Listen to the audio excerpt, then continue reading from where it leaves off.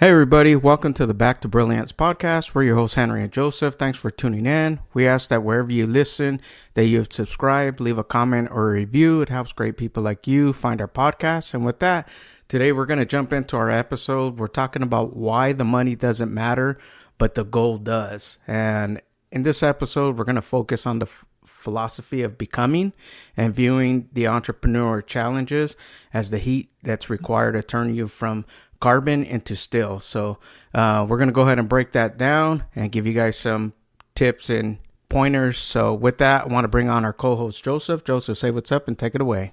Hey everybody, how's it going?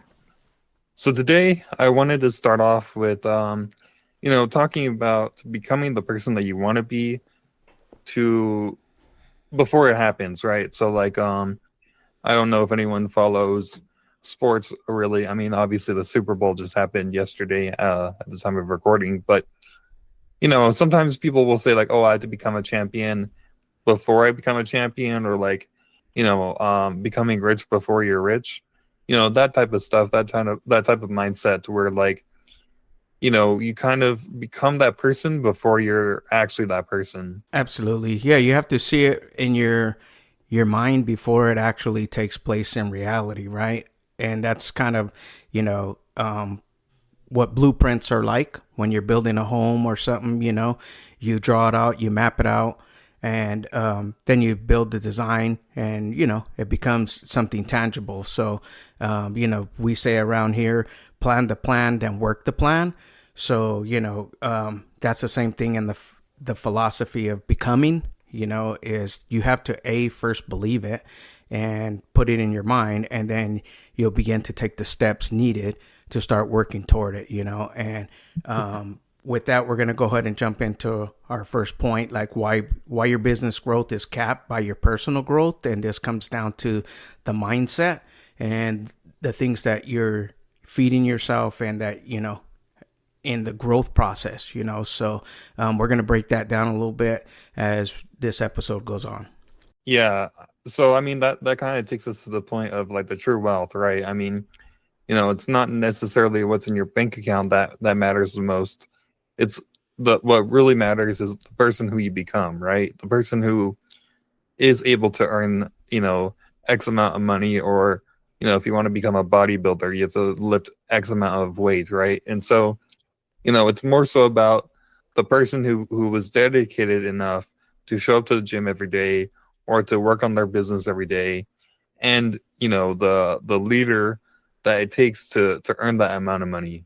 Yeah, absolutely. And that goes into, the reps, and we're talking about personal growth, as we always do here on this podcast, is just helping you to accelerate in that area, because all the other stuff, regarding the business side of things, you're going to figure that out. But a lot of times what ends up happening is, we let this part go, the personal growth, and we go after all the other things, and when it doesn't happen, you don't have anything to fall back on. So that repetition of having these growth tools and things working in your favor from the foundation, it's going to help you through those hard times, and it becomes a skill, right? But first it starts as a discipline. So when you discipline yourself, and you start to understand, like, these are the things that I had to put in place, then everything becomes a system,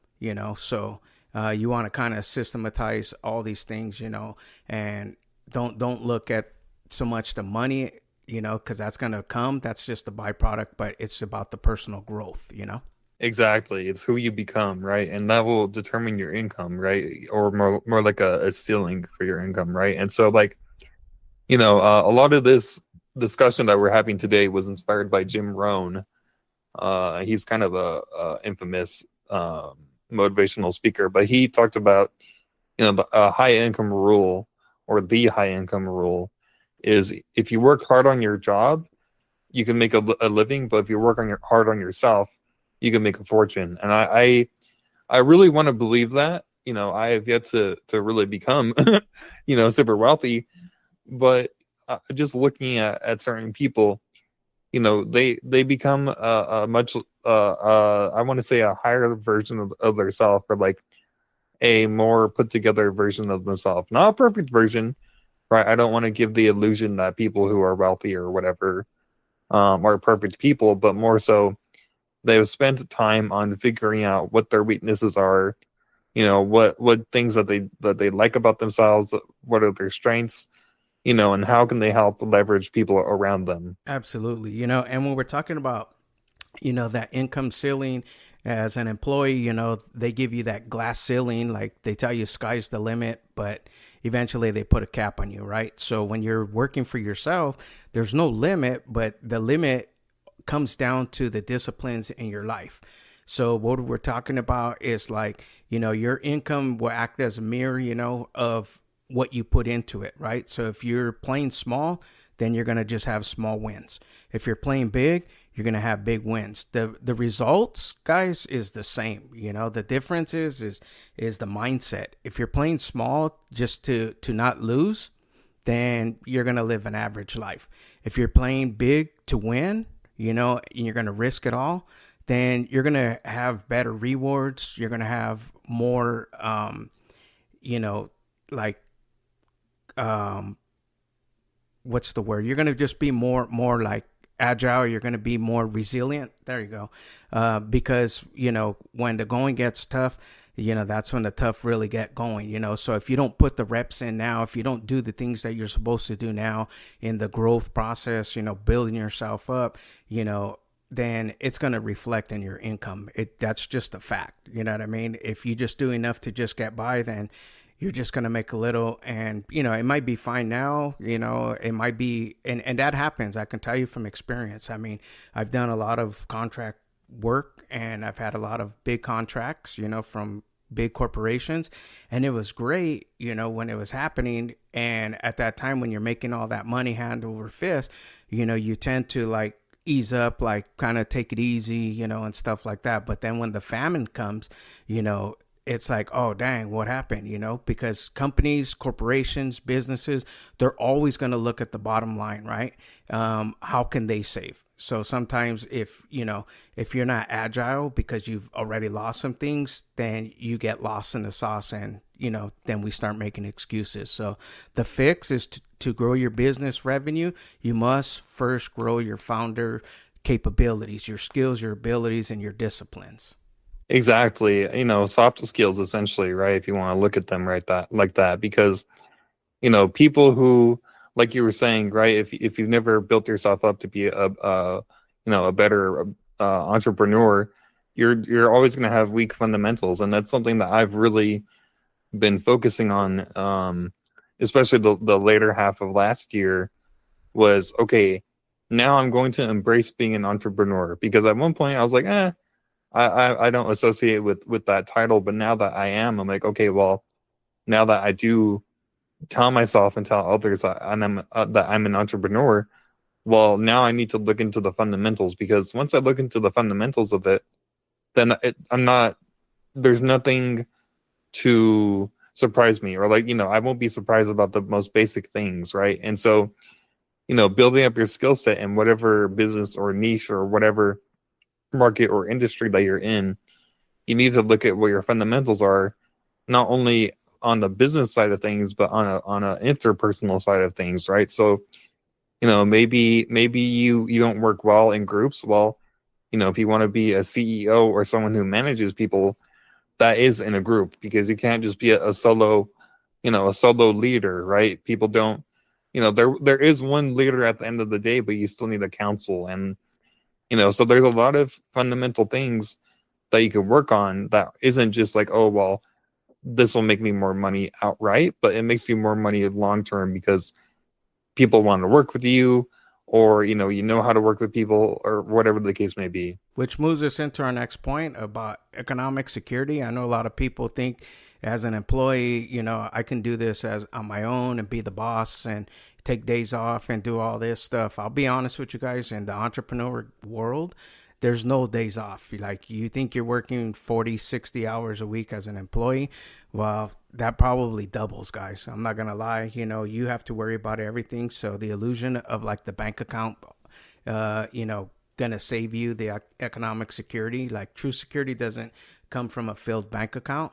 It comes from the ability to produce the value. And that's how, that's what people pay for, really. I mean, people sell to people, right? And people buy from people. So what they're buying from you is first of all, your character, right? What type of person are you? How's your attitude?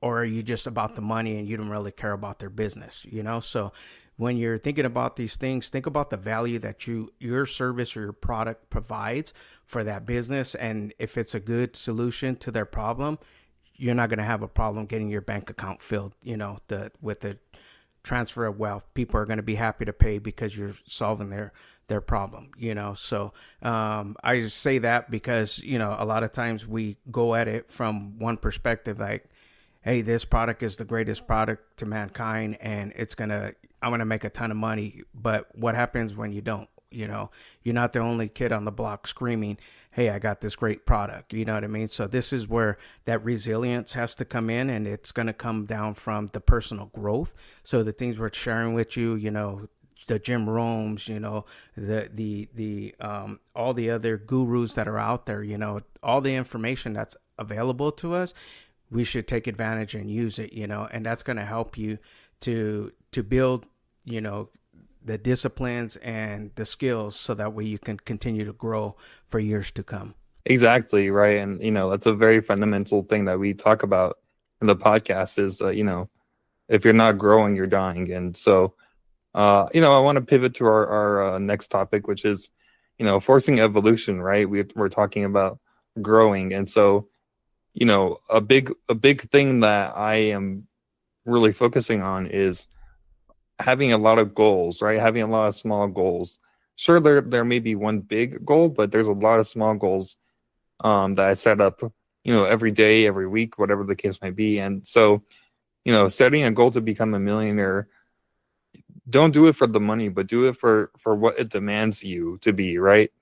So I forgot who said it, but I was watching something or I was talking to someone. I can't quite remember, but I believe I was listening to something, and they said, like, basically along the lines of, like, I'm not looking to become rich. I'm looking to become a hard worker. Like, I want my hard work to pay off, and I want to be stressed. Like, you know, um, sign up for the skills that it gives you versus like the money, right? Because if you've never made, if you haven't made yourself a millionaire in your mind, you'll never be able to make that million again. There's someone who there was a streamer, and they're like, oh, if I went bankrupt again, I would make $1 million. And they said that so matter of factly that, in his mind, he's a millionaire already. It doesn't matter that he has millions. He knows what that would look like. Or, if you were to take it on a smaller scale, let's say, oh, I know what 50 pounds looks like. I know that I could lift 50 pounds, right? So it has to become the same thing where you believe in yourself to be able to become that person, regardless of, if you are or not that person in the moment. Exactly. And that's the thing, you have to have a millionaire mindset first before the millions actually come. And it's a proven fact. I mean, let's take a real life example. Those that play the lottery and they win and they become instant millionaires, but within a few short years, they're back to where they were. Why? Because their mindset is not able to handle millions. So that's the prep work you have to put in now. And that's the philosophy of being, is because you put in the rep work now. So when it does come, you already know what to do. So when you've been a good steward with the hundreds, as a hundredaire or a thousandaire or a 10,000aire, and you move into, 100,000 millions, then you understand, and that's going to come with skill acquisition, by, forcing yourself to learn sales, leadership, resource management, communication. That's probably the biggest thing that we forfeit in everything is communication. And the key to sales is communication. That's what we're doing. People selling to people. But if you can't communicate clearly, concise, and simplified, then you're going to oversell it and you're not going to make any business, and you're going to blame everything else, but it's always our approach, right? So the thing is like you have to stretch yourself, you know, you have to step outside of the norm. You have to understand it like this, guys.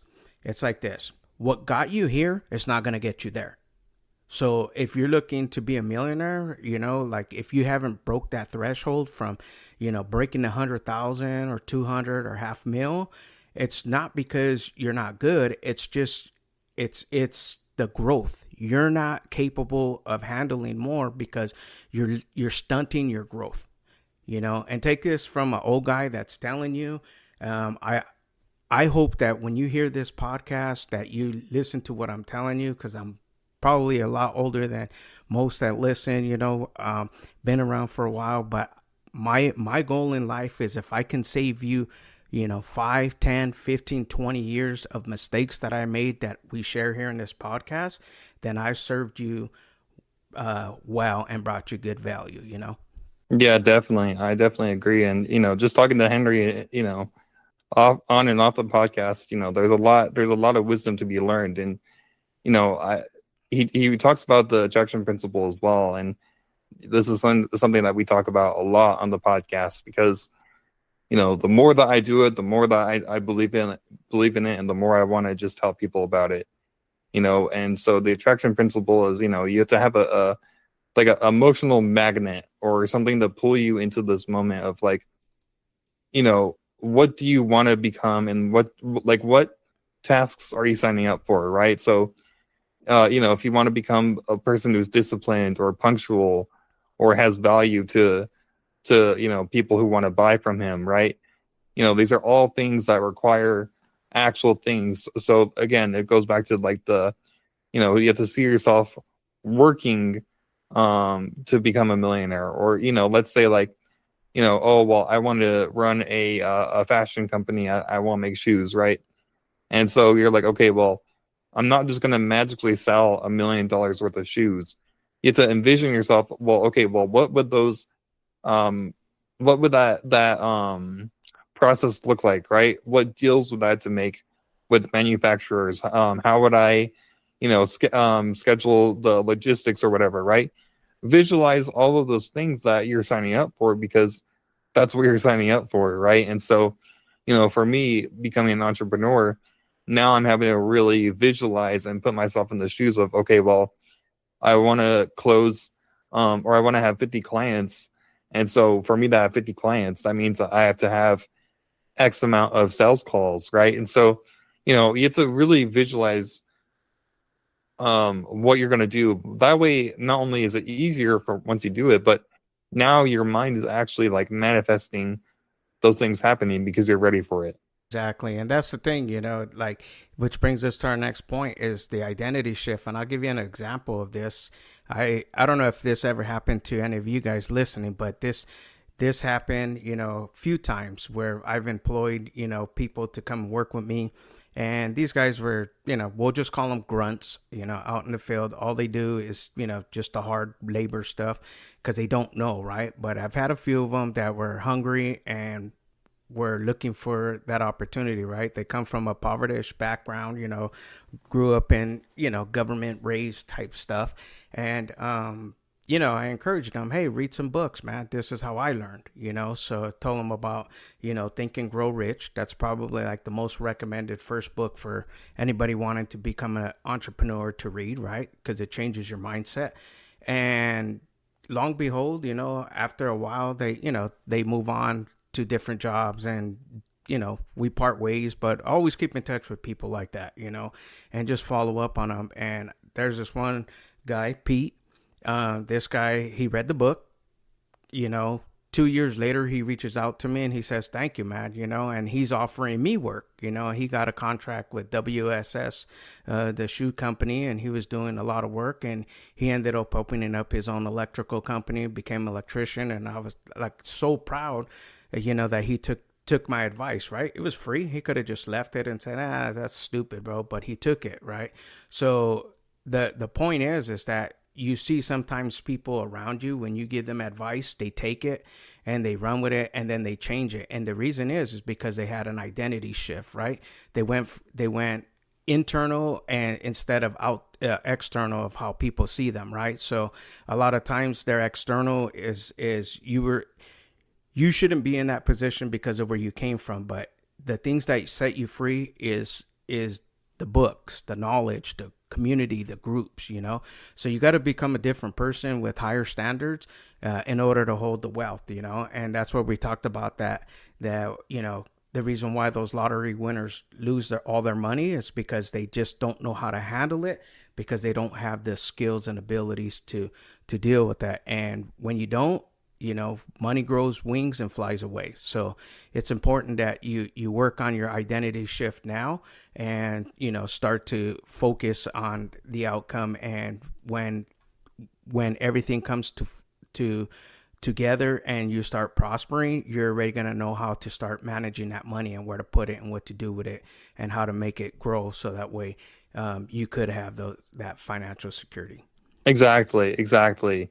Just to touch on that real quick, you know, there's a lot of times where like people will be like, "Oh, I don't belong in that position" or whatever, and then they're like, "Oh, you know, maybe 3 months, 6 months down the line, they're like, hey, you know, this is the best decision I made because, you know, I wasn't ready for it, but I kind of, you know, learned on the job or whatever the case may be." And so sometimes, like, you know, you have to just line up your external reality with with your internal, or vice versa, right? Because, you know, maybe you don't see yourself as a master electrician or a master plumber, but once you've put yourself into a couple shoes, or situations where you get tested, you're like, you know what, maybe I'm not as bad as I thought I was, right?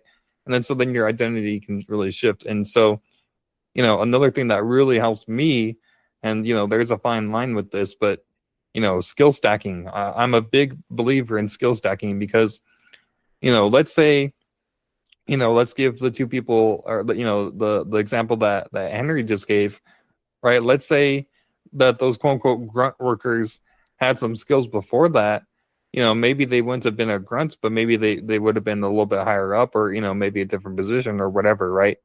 And that's kind of the thing about management positions is typically, well, not typically, but sometimes, you know, a management position just becomes like the who's been here longer position, right? But they're not actually like qualified.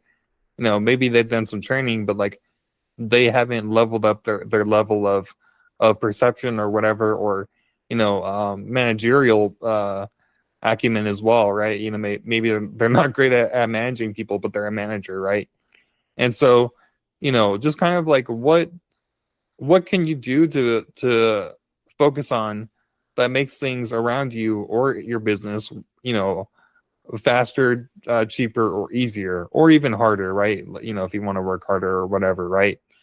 Because every entrepreneur should, they're constantly, and myself included, are constantly fighting between two pain points, or like two pains, which is, you know, do I want to suffer the pain of discipline, which is, you know, it's heavy, but it's, you know, it's a couple ounces, or the pain of regret.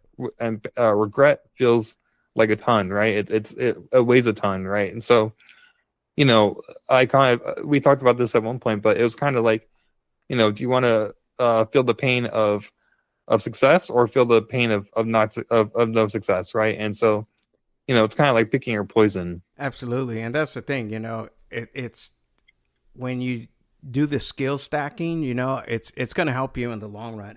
Everything you do today, every situation you go through, every up, every down, it has a benefit.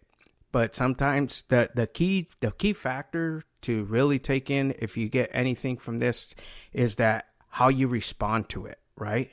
Even when it's a failure, it's still not a bad thing. It's just another way it didn't work. That's it. So you just have to keep figuring out what does work, and you put that time and effort into what does work, and learn from the things that don't, right? And that's what time versus value does, because the market doesn't pay for time, it pays for the value. And the value that you can provide to them, if that value, let's say they're doing something that's manual, typing in into a spreadsheet, right? That's 90s, you know. Here in the 2026, that can be automated. So that value of you creating an automation for somebody having to data entry something into some fields, where you can get it done in 30 seconds, 30 minutes, whatever AI can do it now.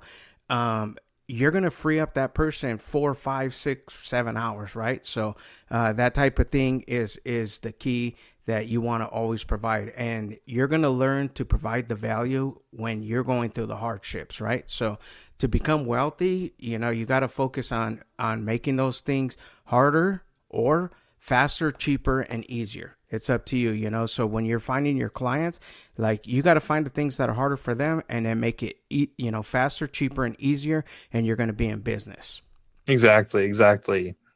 And again, just focus on daily improvement because, you know, uh, as they say, Rome was not built in a year or whatever the case, whatever the saying In a is, right?